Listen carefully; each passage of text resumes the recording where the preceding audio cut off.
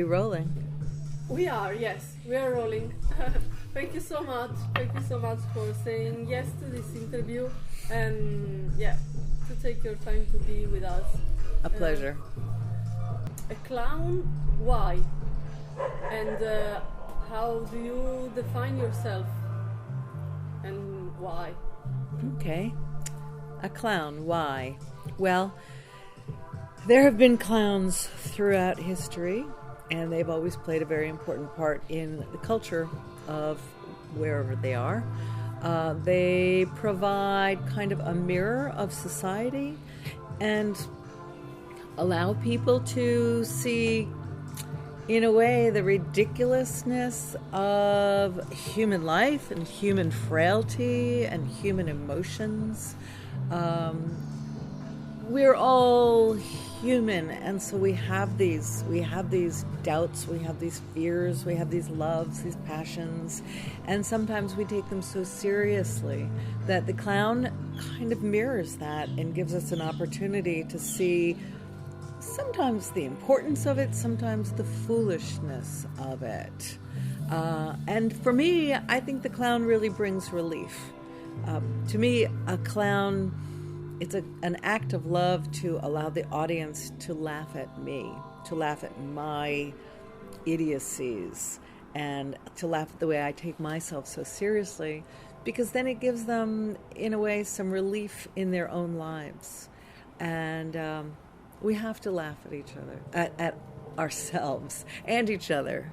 And so, why me, a clown? I never wanted to be a clown. I wanted to be a serious actor.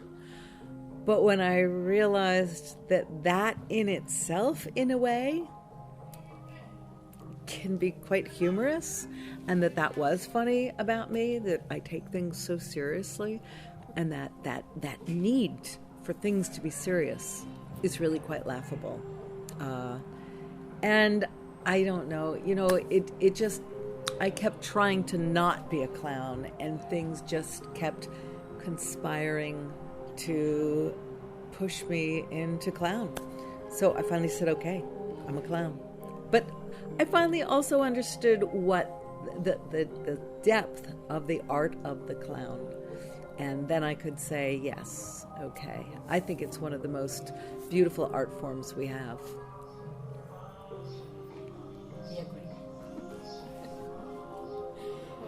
I couldn't speak. I want to say, wow, that's so amazing. Quindi la prossima domanda è: cosa ti ha spinto a diventare un clown? Mi sembra che l'abbia detto, però ricordi il momento preciso in cui hai sentito il tuo clown? Okay, so if you remember the exact moment when you felt your clown for the first time. Yeah. The moment when I felt my clown, I had been working as a clown for many years, doing parties, doing entertainment, working with a partner a bit, but I hadn't really delved into what clown was, because my role models were mostly men with bowler hats and red noses, suspenders, and baggy pants. Those were the theater clowns that I knew. And some fantastic clowns, David Shiner, Bill Irwin. Well, Bill Irwin also had a clown with makeup.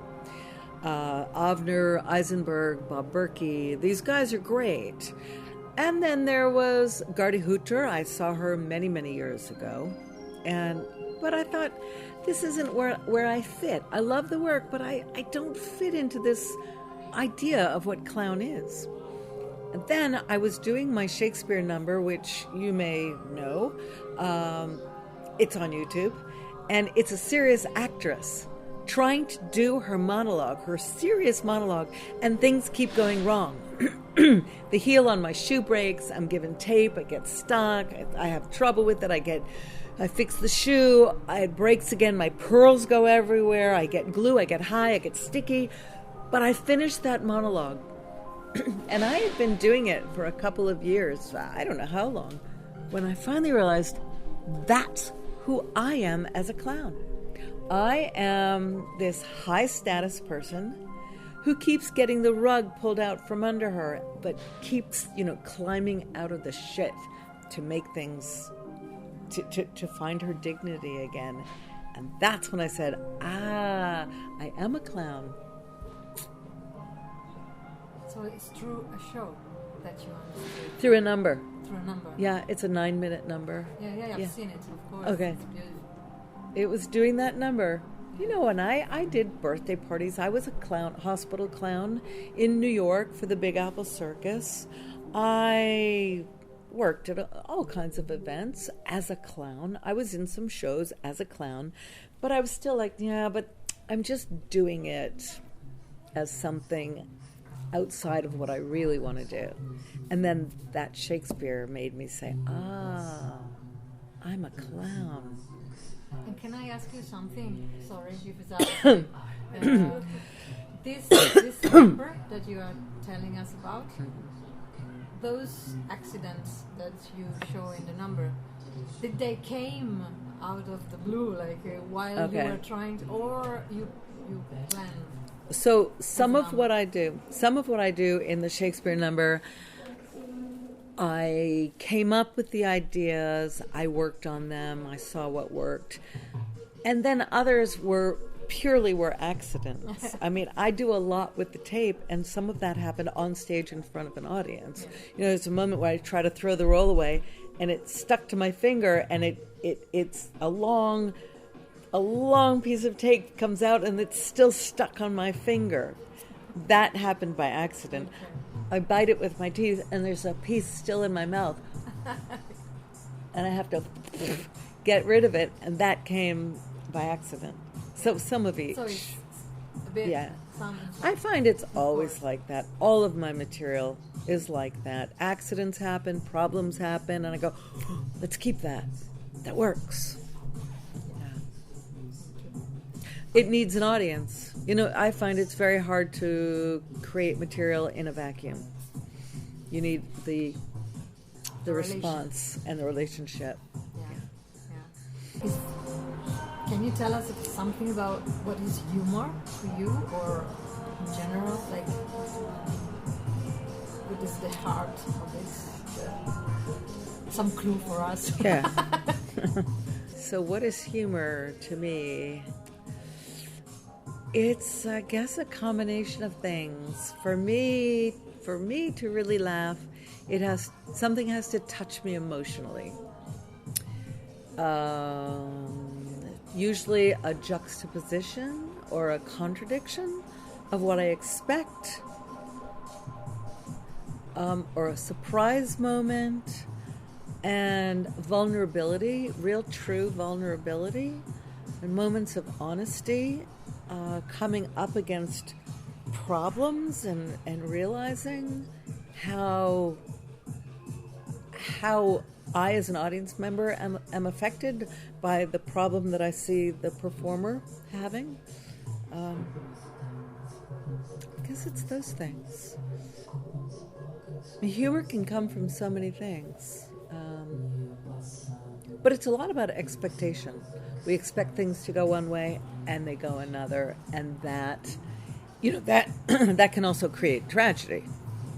But especially when I teach, we work to figure out what makes something go towards tragedy. For instance, an accident. Why do we laugh at an accident, or why do we really not laugh at an accident? Because if we take it seriously, if we think it's too real, we're not going to laugh. But if something tells us this is for our entertainment pleasure, then we can freely laugh at a situation. Okay, thanks. And can you tell us something about the point of view of a clown and the point of view of a woman clown? Which are the differences, if there are any? The difference between the point of view of a clown and a woman clown, I don't really distinguish it. I think it's the point of view of the individual. And I think very often women have a different way of looking at life than a man. So you're going to get a different point of view. now there's non-binary, there's transgender, we have so many more gender possibilities. I have no idea if there are certain groups that think a certain way or not. But for me, when we just think male and female, I think women's humor and women's clown comes more from the heart and the gut. Male clown maybe comes more from the mind. And yet, I say that, but it's certainly not a rule. And there are both that cross over and come from different places. I think when a woman speaks from her heart, speaks from her experience in life, then this is women's clown. It is feminism, because they're speaking with a free voice of who they are and what they feel. And that's what feminism is. It's being allowed to do just that.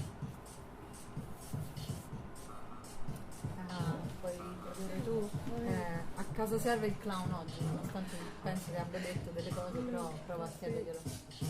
So you maybe already answered to this. We thought to ask you, why do we need clown today? Or You cold? yeah. I'm okay. I'm good. No, I have this. I'm good. Why do we have clowns? Why do we need clowns today? We need clowns today because there's a lot of shit going on in the world. And there are so many things that are so difficult right now, between climate change, right-wing governments, oppression of different people,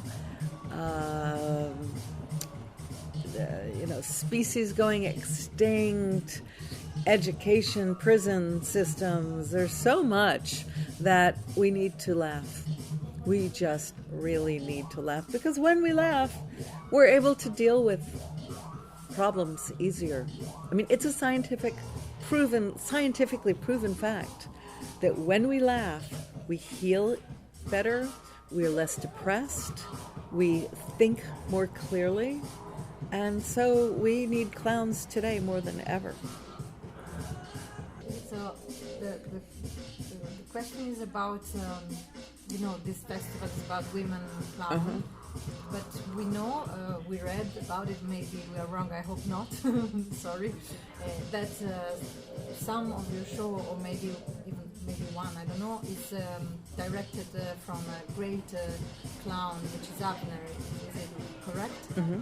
And so we would like to ask you, what is like you had To be directed by a man? Yeah. Okay. So in relation to our subject, that yeah, is, women clown. right. So, something about it. So my show is directed by a man.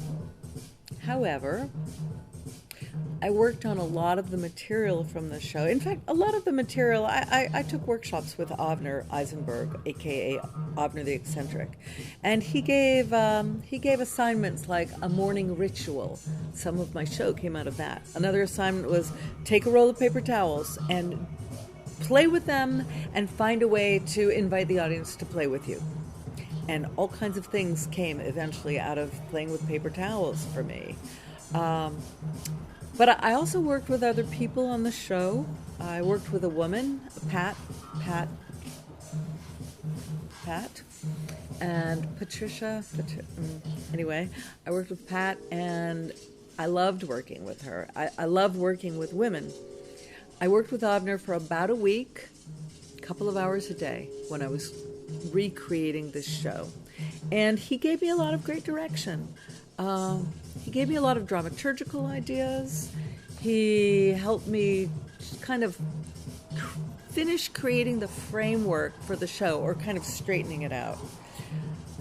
What he wasn't able to give me, I had gotten already partly from Pat, and I got in the years afterwards, putting it in front of an audience, feeling what I felt from doing it. And, getting feedback from different friends. So I love working with women and women directors.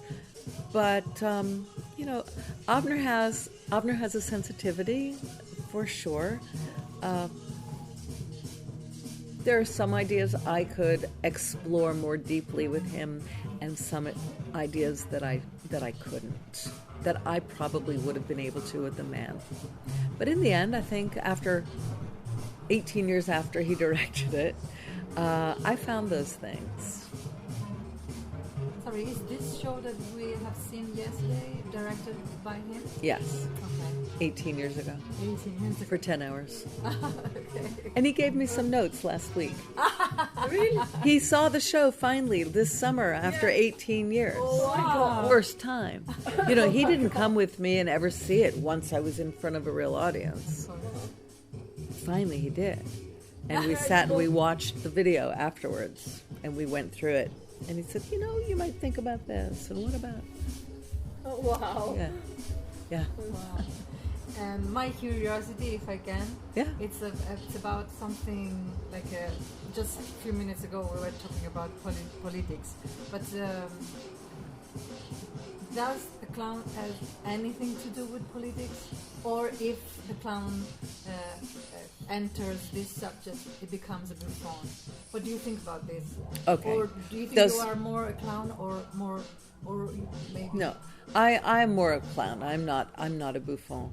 Does the clown enter into buffon if they go into politics? I don't think so. It depends on the kind of performance. It depends on what you're doing with it. I think politics is simply part of our life, and politics is always in our work. Now, to really talk about politics, I think, for me, anything is allowed in clown. You can talk about whatever you want. You can be everything, because we're human beings. We are everything. We talk about everything. We feel everything. And so I don't like to place any limits on what a clown can do. You know, sometimes we wonder, well, is that clown? Is that clown? It's hard to define what is clown. But for me, I like to laugh. I like to feel, and I like to laugh. But I've seen clowns who don't make me laugh, and I still think, yeah, they're clowns. So it's hard. Yeah. Okay, thank you for your time, and we have just the last question. Come si dice? Un consiglio? Suggestion. A suggestion for us that would like to... To clown. Yeah. A Who suggestion knows? for clown women. Okay. Yeah. Suggestion for clown women is, you know, some people are just naturally incredibly funny and great at creating material and just putting it on stage, but not very many of us. My suggestion is you always find people to put your work in front of and get feedback. My suggestion is you study with different people, get different points of view, and learn what works for you. And lastly, forget about any idea of what a clown is when you start working. Just don't try to fit into some idea that's in your head. Just see how you feel in the moment and play with what you want to play with. And that's where you're going to discover your clown. You know, people say you have to know yourself. What does that mean? It means you keep trying things and try and try and try and find your true voice. That's what I have to say. Thank you so much. You're welcome. Thank you very much. Okay. For your time and your kindness. You bet. Dottore